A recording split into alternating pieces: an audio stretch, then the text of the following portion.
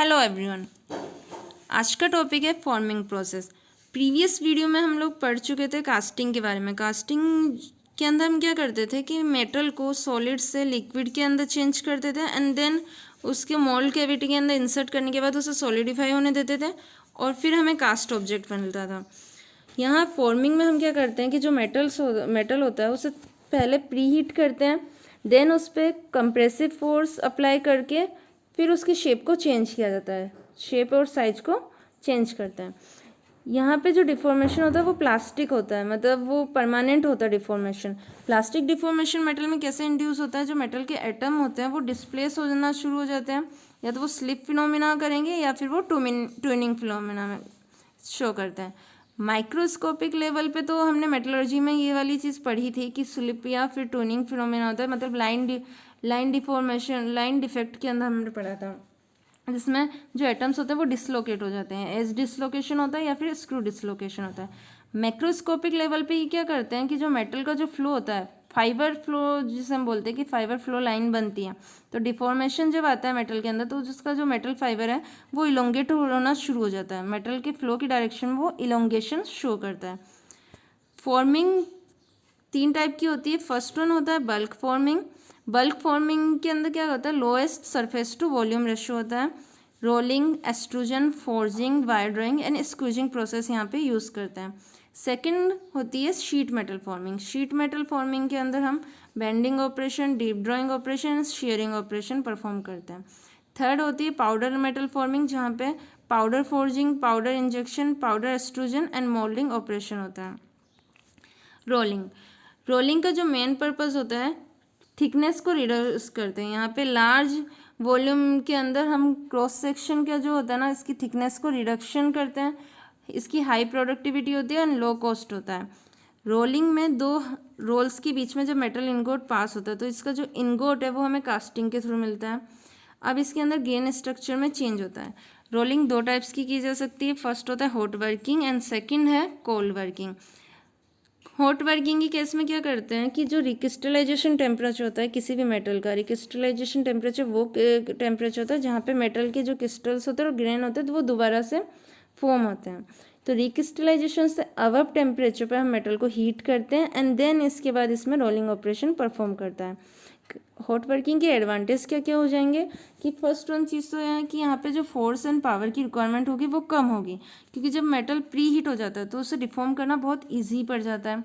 Second है brittle materials को भी आप हॉट वर्किंग में हॉट वर्किंग कर सकते हैं हम ब्रिटल मटेरियल की भी। हॉट वर्किंग में जो एक डिसएडवांटेज है वो होता है इसकी डायमेंशन एक्यूरेसी का। जब हम इसे हाई टेम्परेचर पर हम वर्किंग परफॉर्म करते हैं या फोर्स परफॉर्म करते हैं तो इसकी जो डायमेंशन एक्यूरेसी होती है वो चेंज हो जाती है। कोल्ड वर्किंग में हम क्या करते हैं कि रिक्रिस्टलाइजेशन टेम्परेचर से लोअर टेम्परेचर पर हीट करते हैं। अब कोल्ड वर्किंग में जो मैकेनिकल प्रॉपर्टीज़ एनहेंस होती है वो स्ट्रेन हार्डनिंग की वजह से होती हैं। ब्रिटल मटेरियल की कोल्ड वर्किंग नहीं की जा सकती।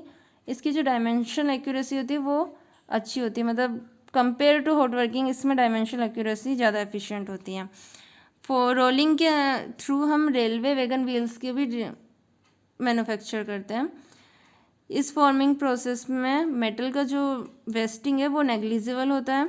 यहाँ पे हम प्लेट, शीट, फॉयल और in long length and good surface finish के प्रोडक्ट हम यहाँ पे मैन्युफैक्चर कर सकते हैं।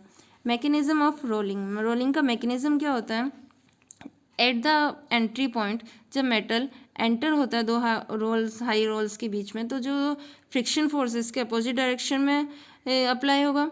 V1 होती है मेटल की एंट्री पॉइंट पे जो वेलोसिटी होती है। एंट्री पॉइंट पे जो वेलोसिटी होती है वो रोल्स की वेलोसिटी के कंपैरिजन में कम होती है, ठीक है। कैपिटल L है यहाँ पे length of contact. Neutral plane वो जोन होता है जहाँ पे रोल की वेलोसिटी इक्वल हो जाती है वेलोसिटी ऑफ मेटल के।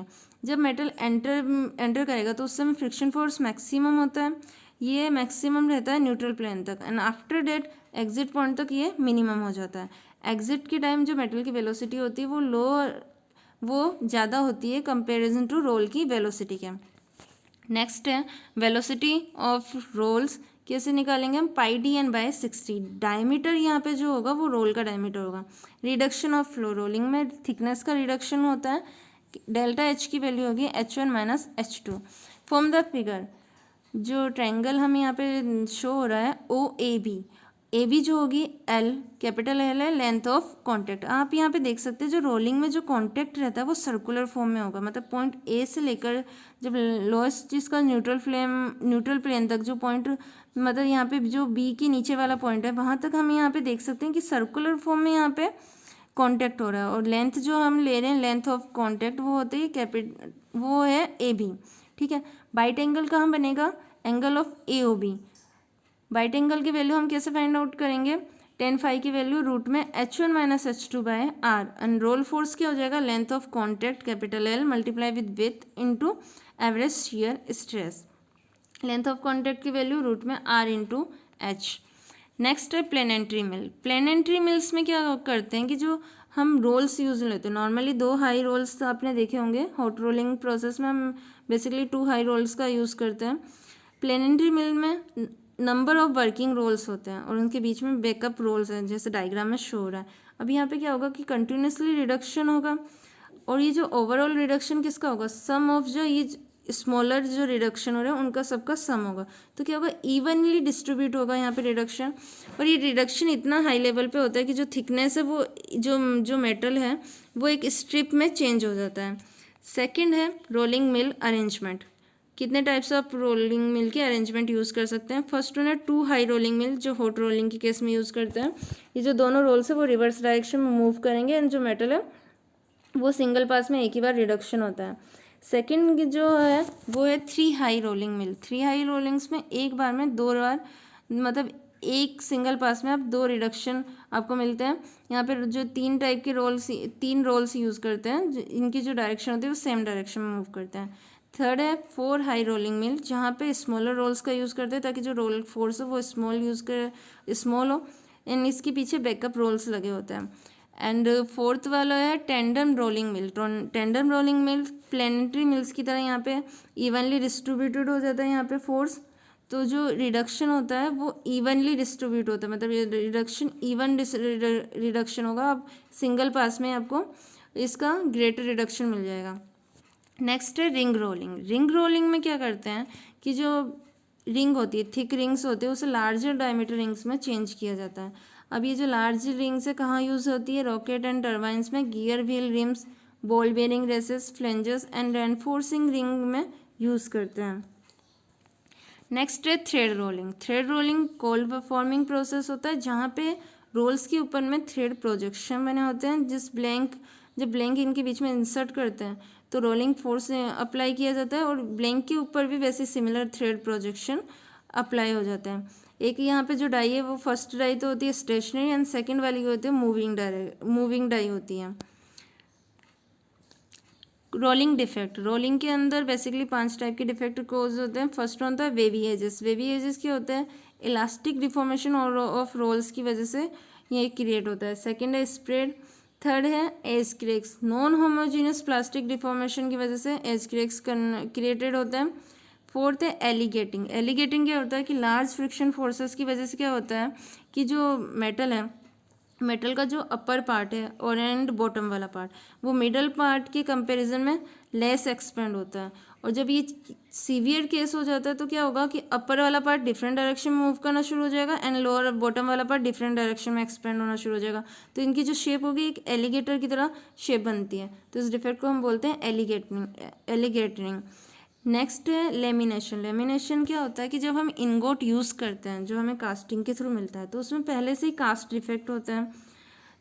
कास्ट डिफेक्ट होने की वजह से जब वो रोलिंग प्रोसेस के अंदर इनगोट इंसर्ट होता है तो उसमें सैंडविच टाइप की लेयर्स पड़ जाती हैं, तो उस डिफेक्ट को हम बोलते हैं लेमिनेशन। इसे रिमूव करने के लिए हम क्या करते हैं, या तो पहले से आप साउंड इनगोट का यूज़ करो, मतलब गुड ऑब्जेक्ट का यूज़ करो इसके अंदर।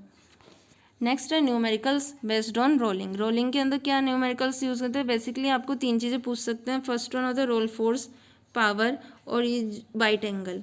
बाइट एंगल tan फाई की वैल्यू हमने जो फाइंड आउट की थी रूट में H1 minus H2 by R। Question number 1 है, a copper strip of 200 mm width and 30 mm thickness is to be rolled to a thickness of 25 mm. The roll of radius 300 mm rotates at 100 RPM. The average shear strength of the work 180 MPa. The roll strip contact length and roll forces are.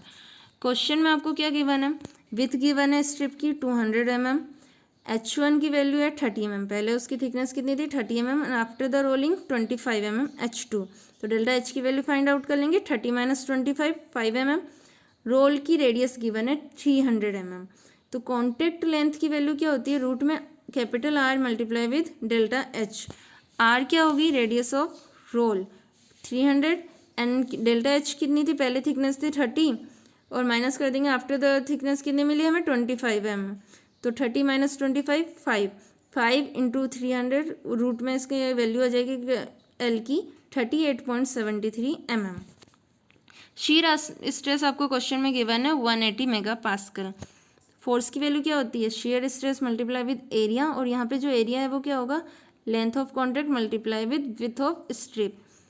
Value find out कर लेंगे, capital F की value आ जाएगी 1.39 mega Newton. Next question, any link copper strip 228 mm with wide and 25 mm thick is rolled to a thickness of 20 mm in one pass. The roll radius is 300 mm and the roll rotate at 100 RPM. Calculate the roll force and the power required in the operation. Take shear stress 26 kN mm². यहाँ पे क्या क्या given है हमें, with given है, thickness का difference given है हमें 25 थिक थी और आफ्टर डेट रोलिंग कितनी हो गई 20 mm. तो डेल्टा H की वैल्यू मिल जाएगी 5 mm. रोल की रेडियस गिवन है 300 mm. RPM गिवन है हमें 100 RPM. फाइंड आउट हमें क्या करना है इसमें, रोलिंग फोर्स क्या होता था, L into W into shear stress, and power क्या हो जाएगी 2π/NT/60. तो सबसे पहले फाइंड आउट करते हैं हम L की वैल्यू. L की वैल्यू क्या होती है, रूट में R into delta H. L की वैल्यू कितनी हो जाएगी 38.72 mm.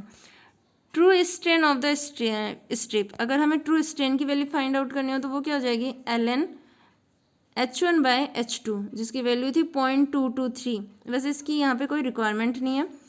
रोल फोर्स कितना होगा, length multiply with W into shear stress. Value put कर देंगे, F की वैल्यू आ जाएगी 229.53 मेगा न्यूटन. टॉर्क क्या होता है, फोर्स इंटू परपेंडिकुलर डिस्टेंस. यहाँ पे परपेंडिकुलर डिस्टेंस की जगह हम क्या लेंगे, length of contact capital L. तो F इंटू L की वैल्यू क्या हो जाएगी, टॉर्क मिल जाएगा हमें. वैल्यू पुट कर देंगे पावर के फॉर्मूले में 2π/NT/60. पावर फाइंड आउट हो जाएगा 46.53 kilowatt. Next question, rolling very thin strip of mild steel requires. Mild steel की थिन स्ट्रिप के लिए कौन से हम रोलिंग यूज करते हैं, first option large diameter rolls, second small diameter rolls, third high speed rolls, and fourth rolling without a lubricant. Correct option is option number B, small diameter rolls. Fourth question, in rolling operation और rolling process separating force can be decreased bye. अगर हमें rolling process में separating force को decrease करना है तो क्या करना होगा, option number A reducing roll diameter, option number B increasing roll diameter, option number C providing backup roll, and option number D increasing the friction between rolls and metals. हमने जब पढ़ा था 4 हाई रोल्स और cluster rolls में, तब हम क्या देख रहे थे कि स्मॉलर रोल्स यूज़ किए गए हैं और पीछे बैकअप रोल्स यूज़ कर रहे हैं. तो स्मॉलर रोल्स यूज़ ही इसलिए करते थे ताकि जो सेपरेटिंग फोर्स है वो कम अप्लाई हो. तो करेक्ट ऑप्शन क्या हो जाएगा, रिड्यूसिंग रोल डायमीटर. मतलब अगर आप स्मॉलर रोल्स का यूज़ करोगे तो ऑब्वियस सी चीज़ है कि जो फोर्स है वो वहाँ पे कम ही अप्लाई होगा. नेक्स्ट क्वेश्चन है, the thickness of a plate is reduced from 30 mm to 10 mm by successive cold rolling passes. Successive का मतलब क्या है, n नंबर ऑफ टाइम में हम इसका जो रिडक्शन है स्टेप बाय स्टेप रिडक्शन कर रहे हैं. तो 30 से 10 mm का रिडक्शन हो गया, तो टोटल रिडक्शन कितना हो रहा है 20 mm का. Using identical rolls of diameter 600 mm.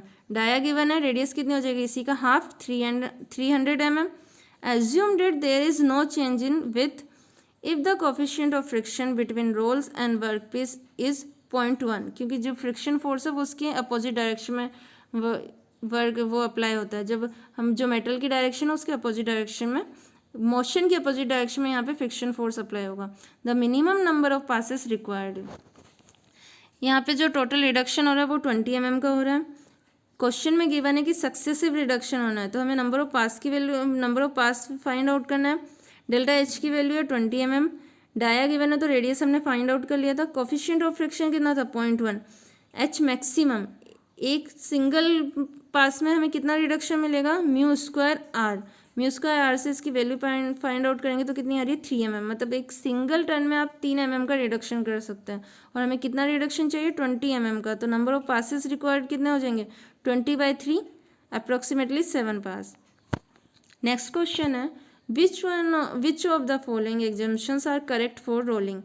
First है the material is plastic, second है the arc of contact is circular with radius greater than radius of roll, and third coefficient of friction is constant over the arc of contact and act in one direction throughout the arc of contact।